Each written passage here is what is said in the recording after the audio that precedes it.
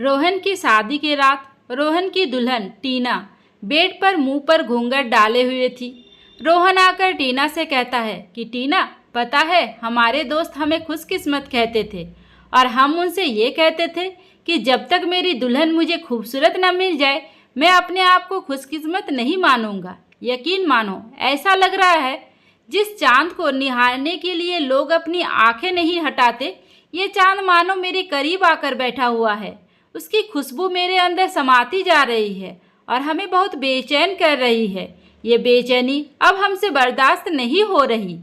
जैसे ही रोहन टीना के करीब आता है, टीना के बालों में हाथ फेरता है तो टीना कहती है कि हमने शादी से पहले एक मन्नत मांगी थी कि हमें अगर लाखों में एक पति मिल जाए, यानी आपके जैसा, तो हम 1 महीने तक कुंवारी की जिंदगी बिताएंगे।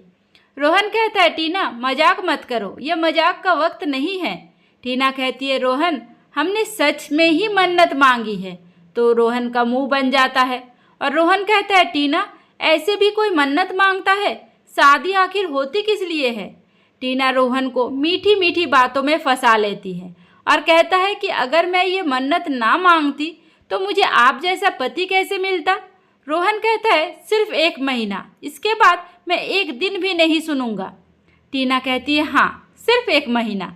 अगले दिन टीना सुबह सवेरे उठकर किचन में चली जाती है, सबके लिए नाश्ता बनाती है। टीना की सास बहुत खुश होती है और टीना को बहुत प्यार करती है और दुआएं देती है कि भगवान सबको ऐसी बहू दे। रोहन अपने दोस्त के साथ पार्टी में था, वहाँ पर सब दोस्त ड्रिंक करते थे। रोहन भी ड्रिंक कर लेता है और रोहन का दोस्त कहता है, यार रोहन तेरी तो शादी हो चुकी है, ये शायरी तेरी बीवी के लिए। तो रोहन का मुंह बनाकर कहता है, यार ये सब फिल्मी जिंदगी में अच्छी लगती है, हकीकत तो कुछ और ही होती है। तो रोहन के फ्रेंड रोहित को शक होता है और वो पूछता है कि रोहन, क्या तुम्हारी शादीशुदा जिंदगी अच्छी नहीं चल रही है? वो कहता है, नहीं ऐसी बात नहीं है, सब कुछ अच्छा है, लेकिन टीना ने कोई मन्नत मांगी है कि जब तक 1 महीना नहीं हो जाएगा मैं उसे हाथ तक नहीं लगा सकता। तो रोहित कहता है, अबे यार आजकल की लड़कियां ऐसी मन्नत कोई नहीं मांगती, तू उस पर नज़र रख और उसका फ़ोन चेक कर। रोहित रोहन के दिमाग में शक बिठा देता है। तो रात को रोहन टीना का फ़ोन चेक करता है, पर टीना के फ़ोन में रोहन को कुछ नहीं मिलता। रोहन रोहित को फ़ोन मिलाता है और कहता है, यार तू मेरी बीवी पर वैसे ही शक कर रहा था, उसका कोई अफेयर नहीं है, मैंने उसका पूरा फ़ोन चेक कर लिया है, यहाँ तक कि उसके फ़ोन में तो पासवर्ड भी नहीं लगा हुआ है।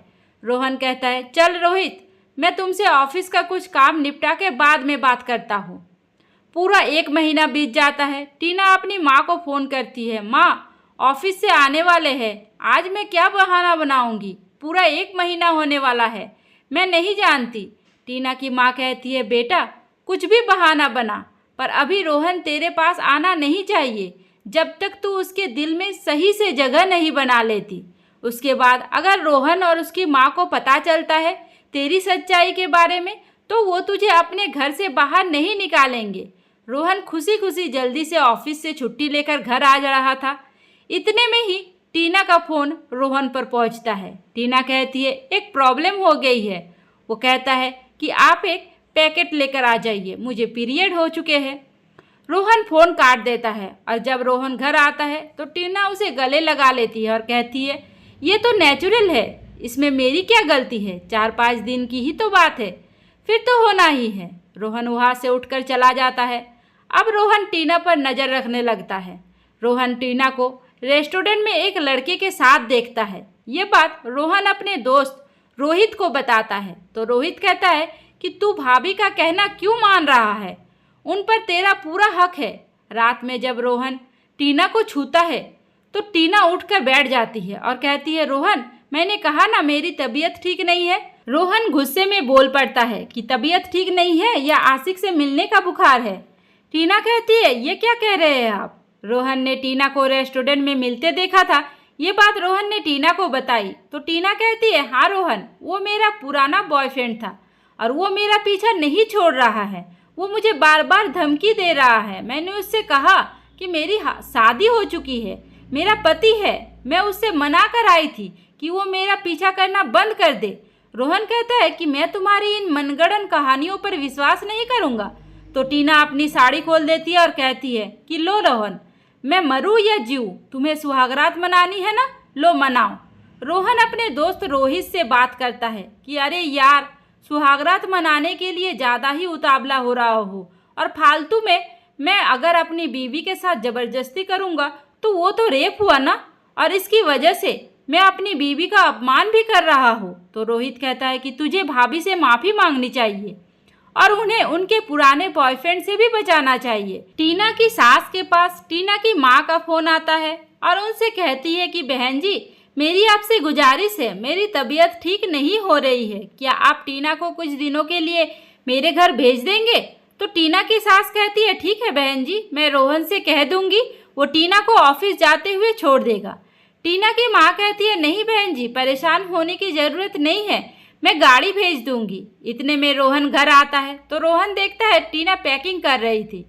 टीना से रोहन पूछता है कहाँ जा रही हो टीना। टीना कहती है मैं घर जा रही हूँ। रोहन टीना से माफ़ी मांगता है, टीना मुझे माफ़ कर दो, मैंने रात को जो भी तुम्हारे साथ किया वो गलत था। टीना कहती है कि रोहन, मैं घर इसलिए नहीं जा रही हूँ, मम्मी की तबीयत खराब हो रही है, मम्मी ने मुझे बुलाया है।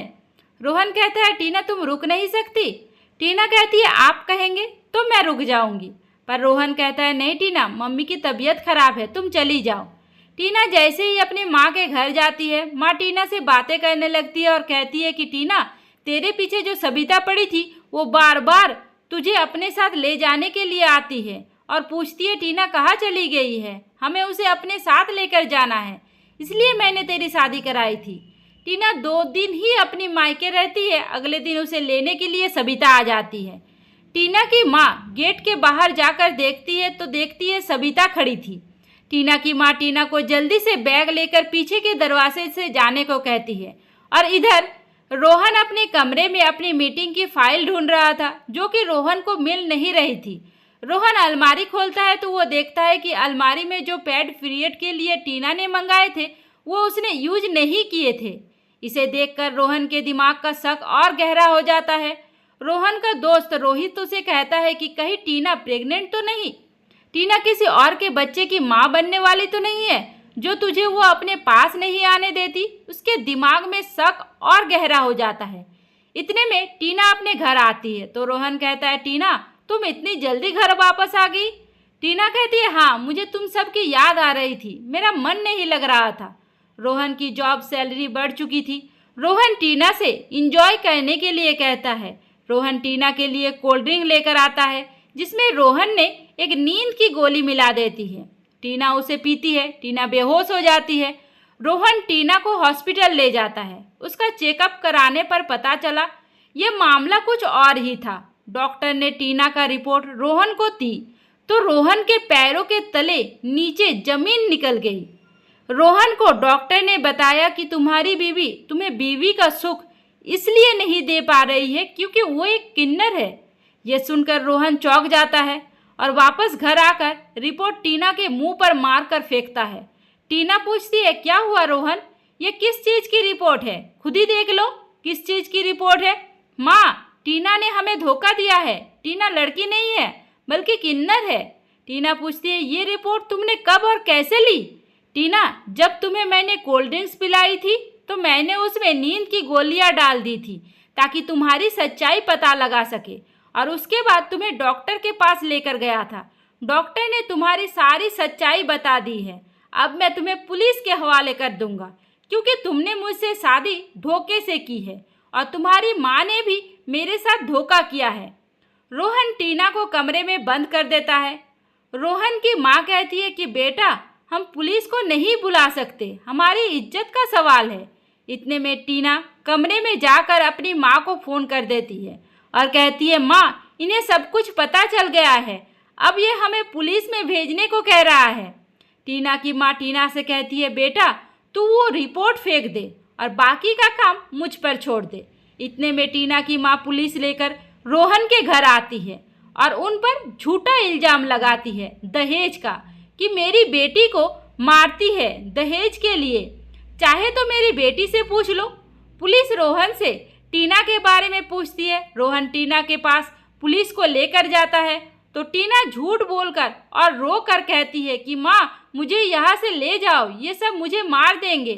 रोहन कहता है कि ये सब झूठ है, ये किन्नर है, इन्होंने मुझसे धोखे से शादी की है, मुझे अब सच्चाई पता चली तो ये मुझ पर झूठा इल्ज़ाम लगा रही है। पुलिस सबूत मांगती है, रोहन से उस रिपोर्ट को कहती है जो रोहन ने कराई थी, जिसमें ये लिखा था कि टीना किन्नर है, पर टीना ने रिपोर्ट कहीं फेंक दी थी। पुलिस वाले रोहन को ले जाने लगते हैं। इतने में सविता आ जाती है। सविता कहती है कि ये सही कह रहा है कि ये किन्नर है, ये हमारी बिरादरी की है और हम इसे लेने आए हैं।